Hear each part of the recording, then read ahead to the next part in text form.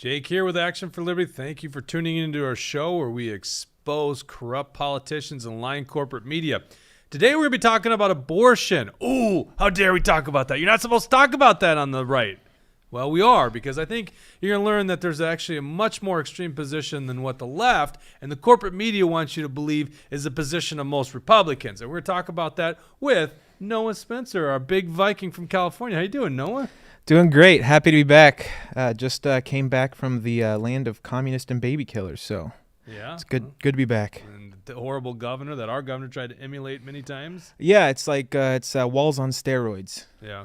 And you're from like rural California, right? Like northern? Yeah. I mean, I'm like in the Central Valley, so I'm like an hour and a half out of San Francisco, but for all intents and purposes, we're conservative. My rep, it was one of three to vote against, the legislation that passed there.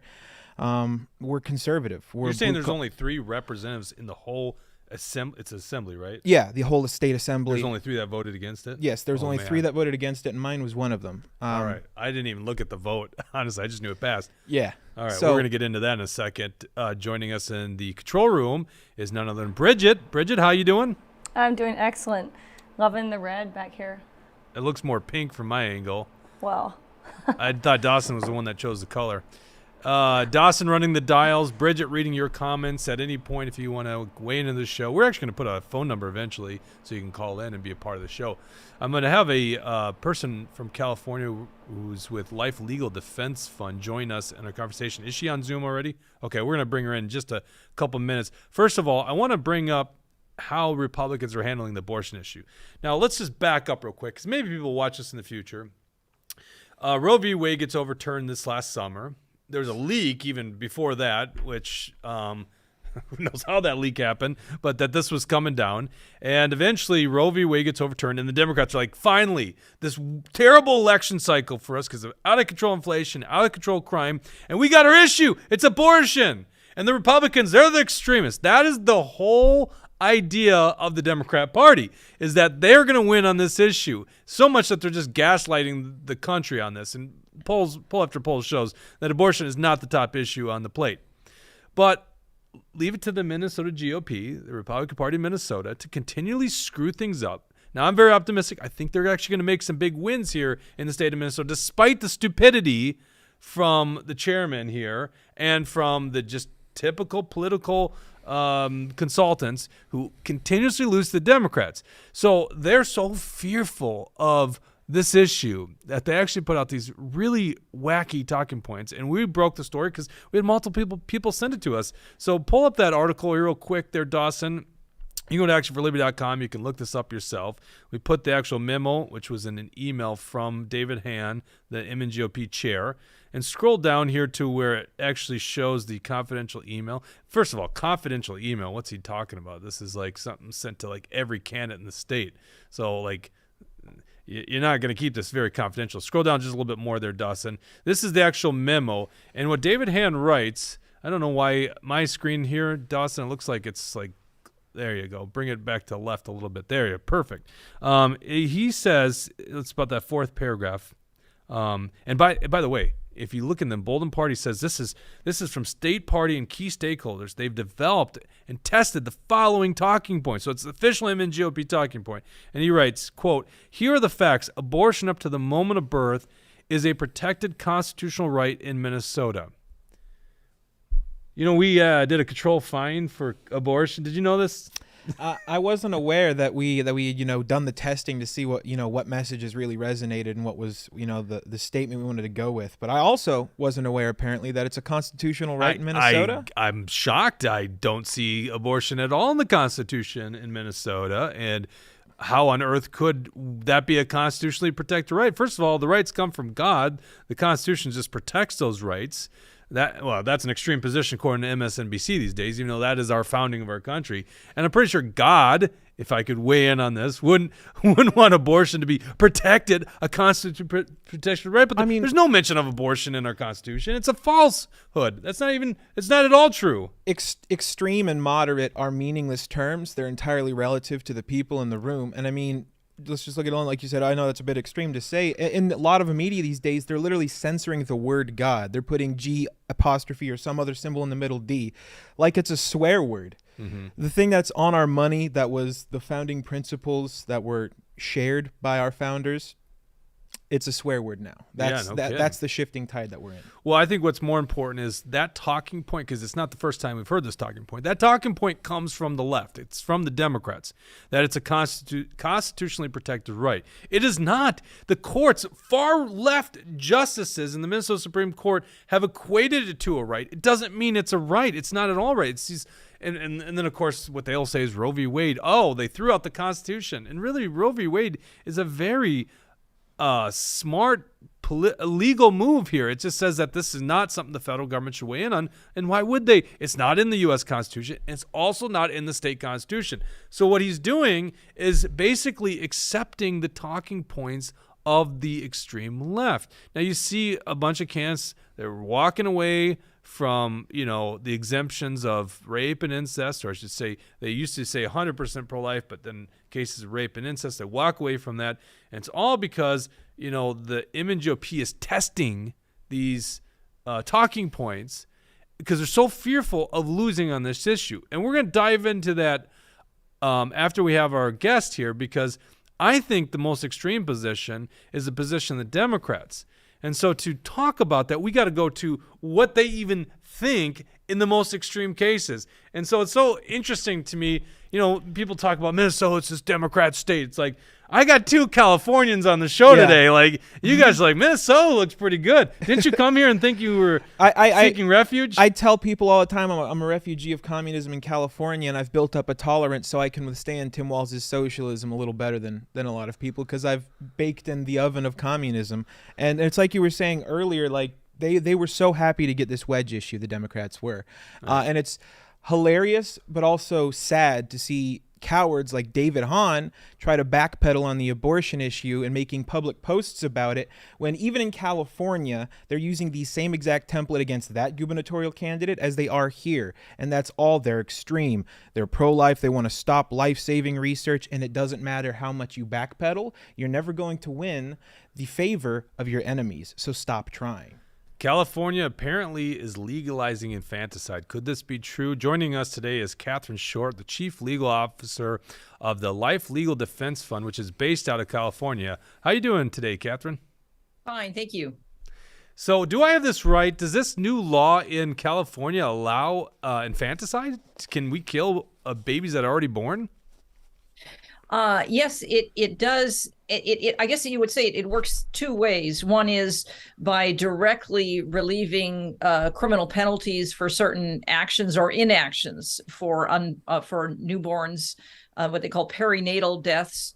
And the second way is simply by making it really, really dangerous for authorities to investigate. A coroner's report investigating the cause of the death of a newborn child cannot be used in the prosecution. It actually puts civil penalties on state, whether it's police or investigators who would investigate the cause of a death of a newborn. So it is to say, what it doesn't do directly, it does indirectly by making it so that these deaths would not be investigated. See, I see a wide-ranging definition of what perinatal means. So what does it mean to someone in the legal profession in California? Well, that's one of the problems with the law. It's vague in itself. I mean, some definitions of perinatal, and the perinatal is not defined in the law. So you're left to the range of from like 7 days to 28 days in various textbooks and authorities. Well, I mean, like, when does life begin? That's the big question. And apparently 28 days after birth, life hasn't begun yet. Is that an assumption we can make here with this new law? Well, I think the problem is what the Democrats in the legislature are trying to accomplish by this is to create a shield, an umbrella for women to be able to decide to end the life of the baby in their womb at any time. And if that includes that there might be let's say a botched abortion, I would, I don't like to say an unsuccessful abortion, but an abortion that does not result in the death of the baby at the time and the baby is born alive, then, well, golly, just her bad luck that she didn't manage to get the baby killed before it was born. And so they want to protect that choice as well. That the baby would receive no care, the baby would, basically have no rights because it was intended to die in the womb. And right. Oh, that was the exact thing that they've been prepping us for with Virginia. Before Youngkin got elected, the man before him was on the radio saying, if the baby's born, we'll have a conversation with the mother, we'll make the baby comfortable, and then we'll talk about our options. Yeah. They've been prepping us for the idea of killing babies post-birth for several years now.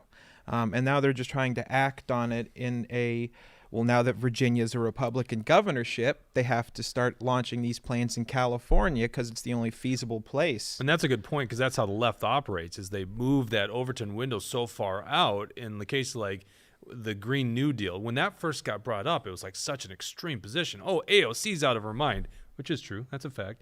But in this case, it's like now the Green New Deal is being incorporated in states like Minnesota. Like we're basically Tim Walz is trying to mandate the same policies that are happening in California in the year 2035, something like that. It's ridiculous. The Senate just met about that yesterday, the green card mandates. Mm-hmm. And I mean, they're only going to be able to go into effect for about a year. 2025 is when we're going to have to reconvene about the issue, and it could get more extreme at that point. Just progressively getting worse. You guys are in danger when your legislature meets. Dawson, pull up the actual language of the bill, and I want to go through this with you, Katie. Katie, do you go by Katie or Catherine? What's the... Katie. You like Katie? All right, gotcha. Pull up the language. Do you have that, Dawson, handy?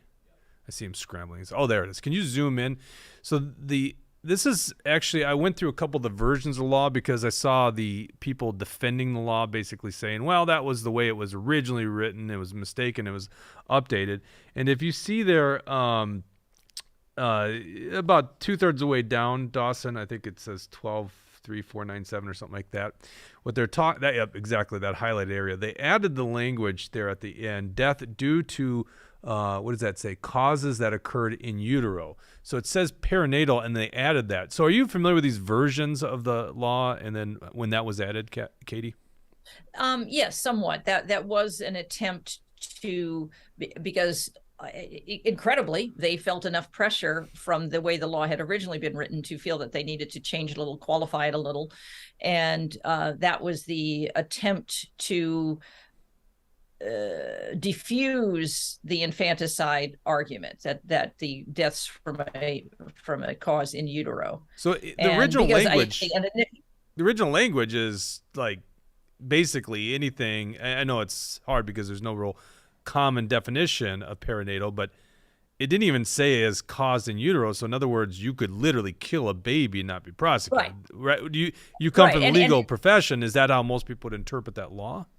Right. Yeah, I know. I think that's exactly right. And I mean, I think one earlier version, they actually changed it a couple times, said something like from a pregnancy-related cause. And then it was pointed out, well, some women suffer from postpartum depression, which is a pregnancy-related cause. Yeah, interesting. Yep. So would you say, oh, okay, a woman who kills her baby in a fit of postpartum depression, well, she gets a pass too then.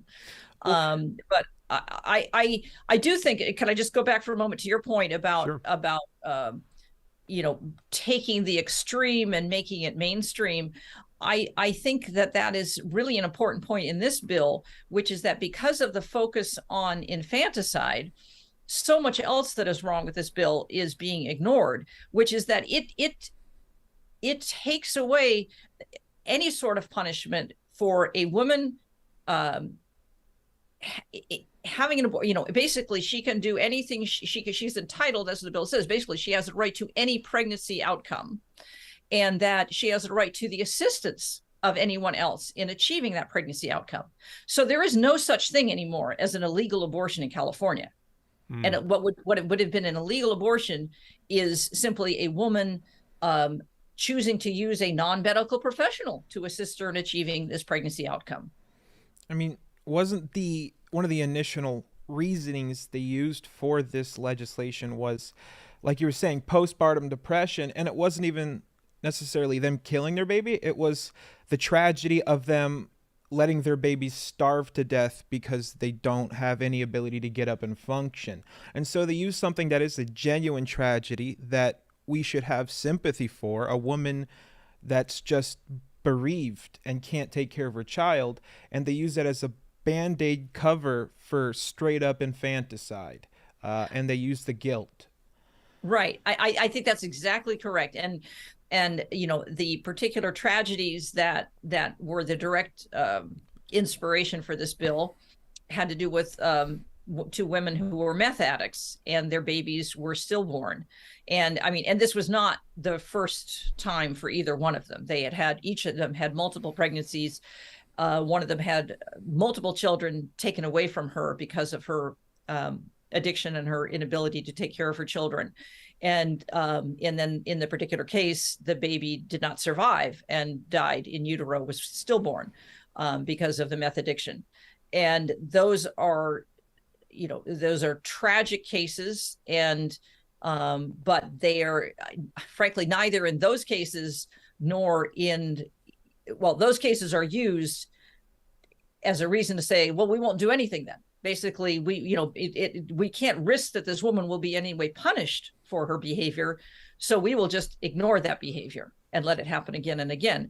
And then we take that as the excuse to create this shield of liability for not just reckless acts or negligent acts or acts done in the throes of an addiction, but for deliberate acts as well. Yeah, I want to expand on that. So, Dawson, pull up the LA Times. So we did the research on this, and it seems like the author of the bill, that was the intent, was these two stories of women that had stillborn babies that were tested positive for meth.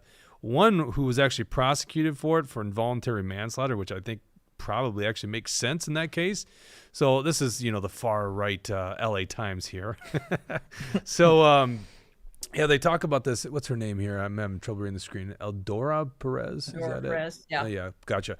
So she basically was told by her lawyers to plead to, you know, instead of first-degree murder, plead to voluntary manslaughter.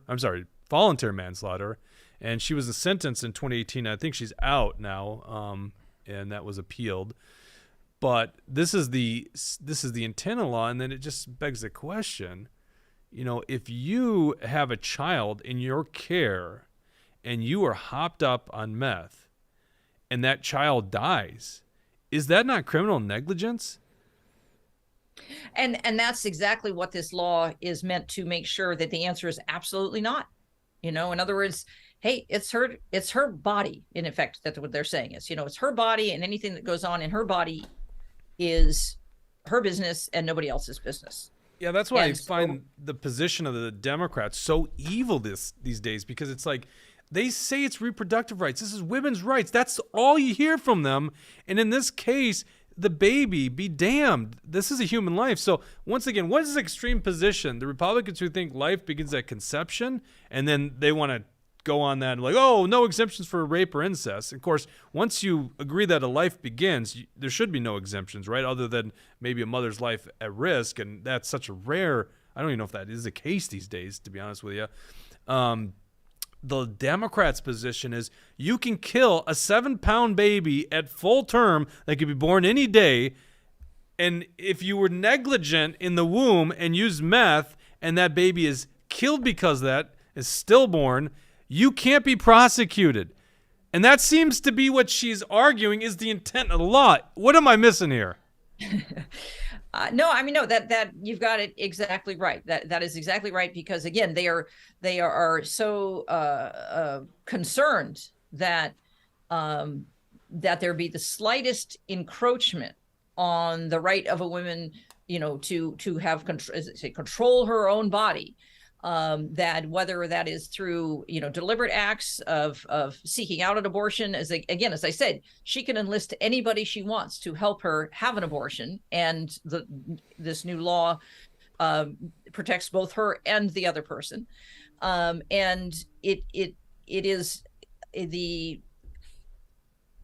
it it's just such an extreme and excessive position of we're going to create this protection shield of liability so that nothing comes even close to holding a woman responsible to what happens to her unborn child. Yeah, and so I want to go to the cases that I see playing out because, they make this correction, they amend the bill. And when did this pass? It was into September? Do you know? I believe it passed in August. It was just signed last week. Oh, just signed it. Oh, so the governor has like a month to sit on a bill before he signs it in California? It's basically a deadline at the end of September for. Oh, really? Okay, interesting. Yeah, it's interesting. Our state's a lot different. So this thing has become law, but in the versions of the bill, at one point, it's like literally you could kill a kid and not be prosecuted. At this point, and I think you alluded to before, I could see this botched attempt. Let's say a woman tries taking the abortion pill, which I believe is like readily available. They send them to like teenage children if they want it, without even parent approval. I'm sure in California it's even worse.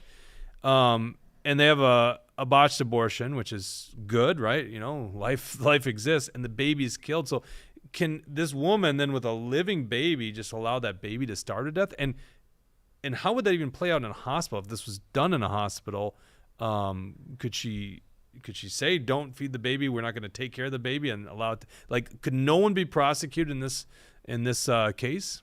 I think you're raising a lot of the questions that a lot of us wonder about, is what this exactly would look like. And I can tell you one thing, that if a hospital had concerns or suspicions about the death of a child, the death of a young child, they would be very cautious. They would have to be very cautious about voicing those suspicions, investigating anything about it, about the cause of death, because they themselves could be liable for doing so, for simply investigating the cause of death of a newborn child. So as to how this will play out, I think, unfortunately, it will play out in tragic scenarios that we may never even hear about, simply because the law makes it so that it's dangerous for public authorities to investigate. Gotcha. Are you guys going to stay on top of this issue? Life Legal Defense Fund, that's your foundation, the name of the organization? Oh, yeah, you betcha. LLDF.org or lifelegaldefensefoundation.org. Is that two websites they can go to? Yes, that's correct. Awesome. Well, thank you very much, Katie, for joining us. The very interesting stuff. I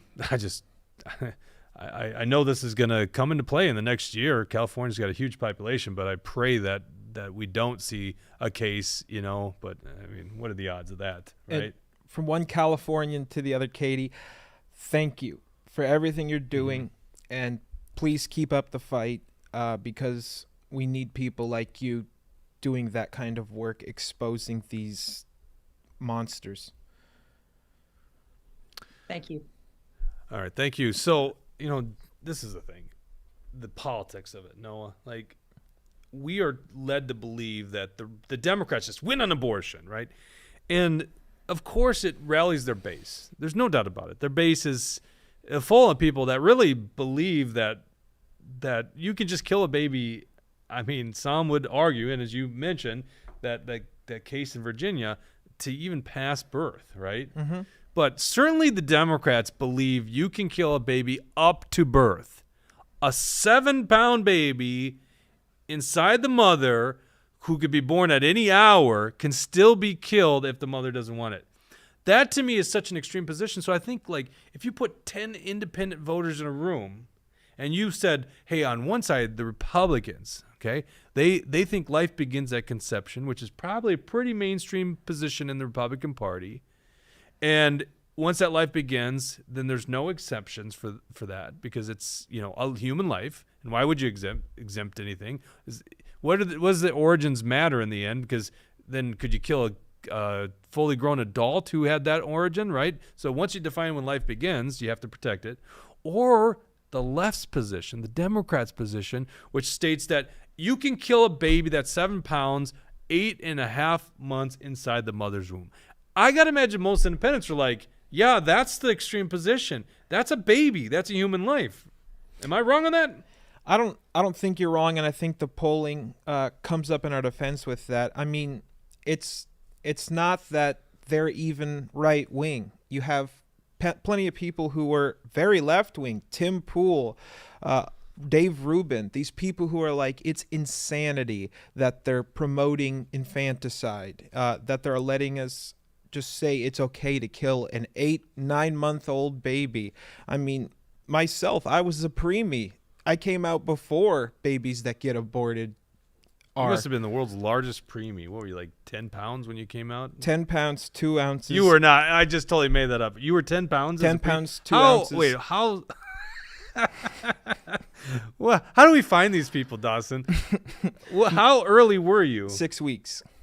6 weeks early, and you weighed 10 pounds, 2 ounces? 23.5 inches long. Spencer's breed 'em big. Oh, okay. So, oh my God. I keep saying 7 pounds because that's like the average baby in my example here. You know, Democrats think, you know, you at 10 pounds, 2 ounces could have been killed. Oh, yeah. And I mean, I was a teen child, right? My mom was a teenager when she conceived me. I never had a dad from biological birth. And I grew up in poverty, $5,000 a year. I had meat I know none of this story, Thursdays. by the way. I'm learning this firsthand. So, how old was your mother when she had you?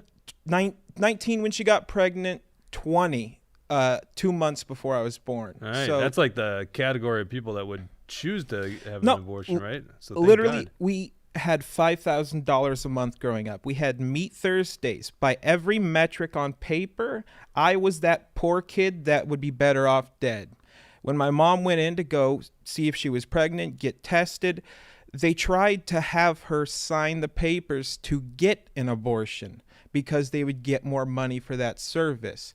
So it is deplorable, and why I'm fired up about this issue is because these people are saying the world would be better if you were dead, and everyone like you as well. It's not human, it's not charitable, and it's not empathetic. You know, you're a self-described Christian anarchist, so you don't really generally believe in government. How does this get sorted out in the Christian anarcho world? Are you familiar with the good Reverend John Brown? I'm not that familiar, but I've heard of him. So he was the guy that raided southern armories, killed slave owners, and freed slaves. Mm-hmm. Now, that's the kind of spirit of people getting up and taking out evil people when our governments do nothing about it. Now, we should go about this in as civil a way as possible, but when we're letting I'm people... suddenly regretting asking this question. That just went down a really weird route. When we're letting people buy Mercedes off the bodies of infants, where are we as a society? How is that a profession? How is doing the job that priests of Moloch used to do a career in 2022? We're supposed to be sophisticated. We're supposed to be humanists, and yet we're willing to throw our children into a meat grinder on the altar of progressiveness. Well, that's what really bugs me about this issue is it's like, to me, it's the big moral issue. When you bring up slavery, that was the moral issue of the day, right? And it took a long time to sort out, and I think that's going to be the same thing with abortion, where I think the abortion issue really resides, because we as a country have to decide something. We have to decide when life begins, okay?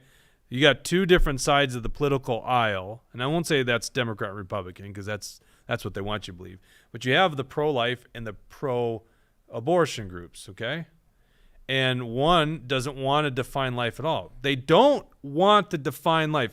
But you have to define life at some point, right? And most people recognize that life does begin before birth because, you know, you got a 10-pound, 2-ounce baby there who is 8, so that'd be 7.5 weeks or 7.5 months. That is a human life. He survived. He was born early and survived. That's a human life. So we have to define when life begins as a society, and it seems like the only honest people, you know, entering this discussion is those from the pro-life camp that say conception. And of course there's the 20-week bills, right? Which is a process to try to define life, but we have to do it at some point. And I mean, if you zoom out, we're being charitable. It's not that, like, I think that we're right when we say that life begins at conception, but we're just saying, here's my position, put up your position, let's have an argument about it. But the reality is the left can't ever talk about when life begins. They can never have a time or a date when it begins, because as soon as they're willing to have that conversation, they have ceded ground to us. And now it's no longer a discussion of if, but when, because now we have a range that we can operate in. So they're never going to say that it's ever a murder. They're always going to say, oh, it's the woman's right. And they're playing it smart, because that's the only narrative position they can win. Well, and the reason we brought this up today is because abortion, whether you like it or not, is getting discussed. This has been part of the questions in every debate, so it's being discussed. So it's not like it's an issue you can just ignore. If you read the remainder of the leaked image GOP talking points, well, actually, I got that up here. It goes on to say, since abortion is not on the ballot, let's talk about the ongoing issues that affect Minnesotans every day: crime, inflation, the economy, and education. Which I don't like that response, and I've heard a lot of can'ts say that. It's just like, oh, well, you're like basically ignoring what people want to talk about, the voters, the people that you're trying to earn a vote from. And it's not just the left, it's also the right. There are a lot of people on the pro-life side that are doing good work, and they would like this issue. They would like to talk about it. But politics is more about exposing your opponent, the extreme positions they have. And I think the people on the right, the Republicans, have got to stop playing this damn defense every single time.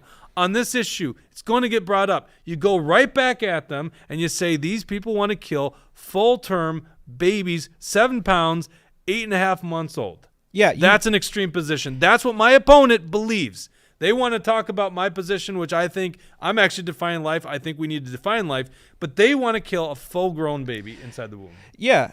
You don't back down. You double down whenever they confront you on this issue. And the reality is, the left is not the only one that uses abortion as a cash cow. Mm-hmm. There are plenty of rhinos that use abortion as a cash cow, and then you can see where their loyalties really lie, from the fact that the MNGOP itself put out that weak, limp-wristed cowardice statement, saying, "Oh, it's a constitutional right." But I guess what?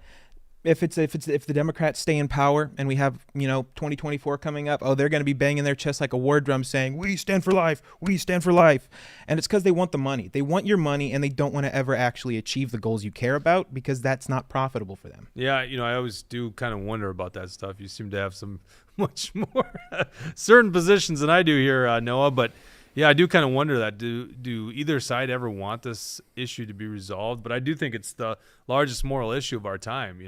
I equate to slavery. This thing needs to be decided, and one side doesn't even want to come to the table and define when life begins. And you're right about that. That's exactly why they don't want to, because then they think they're conceding ground, ceding ground, and then we can't have an actual honest public conversation about this that will eventually lead to policy. That's the same. And then we're left in the areas like California where, well, anything counts. Even if that baby's born, we can allow it to die if its intent was to be aborted.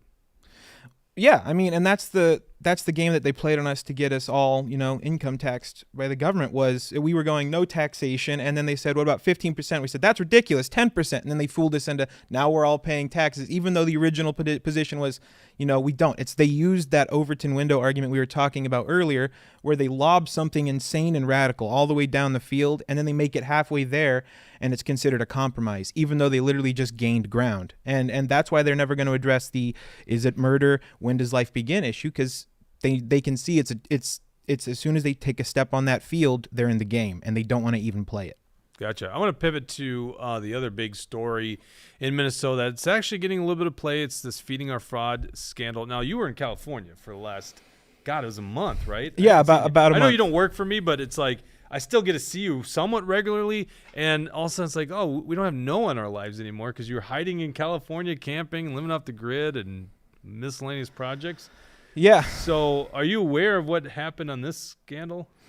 I have been brought up to speed, and I was laughing at how just appalling it is that this could happen right under our noses. Is anyone even shocked on this thing? We got negligent people at the state Governor Walz, who we talked about in this program last week, lied about when he knew about it, and that he also lied about the judge, what is it, Guthman, who forcing them to actually make the payments to feeding our fraud. Dawson, why don't you pull up the tweet here from the state auditor candidate Ryan Wilson's press conference yesterday. So Ryan Wilson, cool guy, running for state auditor, submitted a data practice request today seeking records held by state auditor Julie Blaha, Miss Whiteclaw, right? If you don't know that story, you got to look up Julie Blaha and the White Claw. Related to her involvement in the failure to halt $250 million in taxpayer dollars from being fraudulently taken in the Feeding Our Future scandals. Scroll down here. I think there's a whole series of tweets. There you go. You got to love Twitter. In the 8 months since the scandal broke, Auditor Blaha has failed to provide Minnesotans with an explanation as to how this financial scandal occurred. Doubling down on her silence, Blaha, Miss Whiteclaw, has not answered why she failed to raise the Feeding Our Future issue in her audit report to the federal government. As the only constitutional officer with a duty to oversee government spending, Auditor Blaha had a special responsibility to the public to help stop this fraud. In emails previously obtained from the Office of the State Auditor, top officials were not aware of the Feeding Our Fraud scandal. This contradicts Auditor Blaha's contention in response to missing flags in a report she signed off on, that she hadn't missed them but was in communication with the Minnesota Department of Education on the issue. Blaha's explanation that she didn't want to duplicate efforts to find and stop the fraud because it would be a waste of taxpayer dollars rings hollow. Nearly $200 million associated with Feeding Our Fraud appears to have been distributed after Blaha had an opportunity to help halt the fraud. You can go to the rest of this here on Twitter just to learn more about it. But essentially, yeah, what did she know? Like, the auditor position, well, first of all the main Democrats, because this actually spans, I think Steve Simon's the only one that's maybe in the clear on this one, if I got this right. So Walz, as governor, it's his commissioner, his Department of Education, that's the one that actually started payments again to this fraudulent scheme. The Attorney General's office is the one that actually represents Minnesota Department of Education in court, because they represent government agencies. And then the state auditor is the damn position that's supposed to audit the money, right? And she's talking about, well, I didn't want to waste taxpayer money, when there's a lot of taxpayer money being wasted on this fraudulent program that Governor Walz himself says he knew about. I guess her investigation must have cost $201 million then, right? Over the money that they lost. I mean, to say this is incompetence is quite merciful. This is beyond incompetence. This is malicious. You don't, whoopsie, $200 million. Just like, the U.S. government didn't just, we can't find the several $trillion that's gone after during the 2001, 2002, war effort that we started up. The government acts like, how did that happen? Where'd the money go? Not realizing that we are aware of how much bullcrap is going on, and that $200 million, do the math. How much is that per Minnesotan, right? That's several days worth of meals that you could have had that is now vanished into thin air. Well, I think the Democrats, who have definitely opened that abortion's issue, and once again, we laid out the roadmap for the Republicans, take on this issue when it gets brought up. Because, listen, polling shows that most people care about crime and inflation first, okay? That's very obvious to most of us. But abortion is being brought up, so fight back at how extreme they are when it comes up. But, these Democrats, like Tim Walz, they're like, oh, God, no, why is this coming up in October? We just need abortion. We need abortion till the end of October, until November. And then we got that little grace period I just learned about. Facebook doesn't allow you to advertise. Did you see that? Yeah, William shared that with us. It's crazy. So we'll let all the cards be on the table at that point, because there's no longer Facebook advertising. But we'll just hope that this sticks with people, this abortion issue. And now they got to answer for this fraud. And the question I have is, so why did Governor Walz lie? That's the big question. Why did he lie about the governor, or the judge forcing him to pay it? And how politically connected was this fraud? Because we learned that a lot of these Democrats received funds from these fraudsters, and this was a really interesting revelation we learned about. Why don't you pull up the transcripts? Some people in the media are kind of doing their job, now, late in the game. But listen, once again, there's a lot of October left here. There's a transcript of court cases, and zoom in on that real quick, that there's some state legislators. He says right here, we got highlighted. This is the Council for Feeding Our Fraud. And they're referring to a feeding site, which is called the House of Refuge Outreach. We got a call from a state representative asking us to help this particular nonprofit or organization in Minneapolis participate in the food program. We got a personal phone call from a state rep saying, "Can you help?" Our organization said yes. So who is a state rep? Now, I don't know if this House Reach, what is that called? What was that called? House of Refuge? House of Refuge Outreach. I looked up. I don't know. I don't think anyone from their higher ups were part of this indictment. So maybe they're in the clear.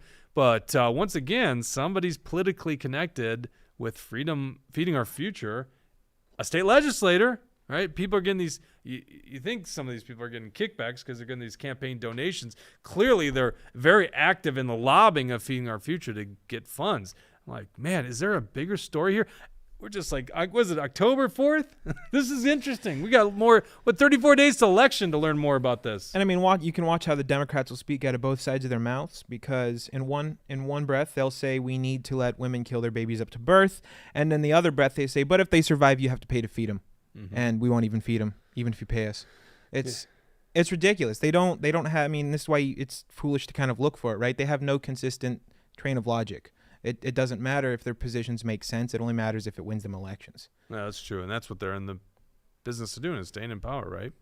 And control over you and me. All right, lots to digest there. I hope you learned something. I really appreciate our guest. That was pretty cool. She was excellent. Yeah, anyone from California that has a clear mind, because that's a rarity these days. Seems like a lot of those people have left. They moved to like Texas or Florida.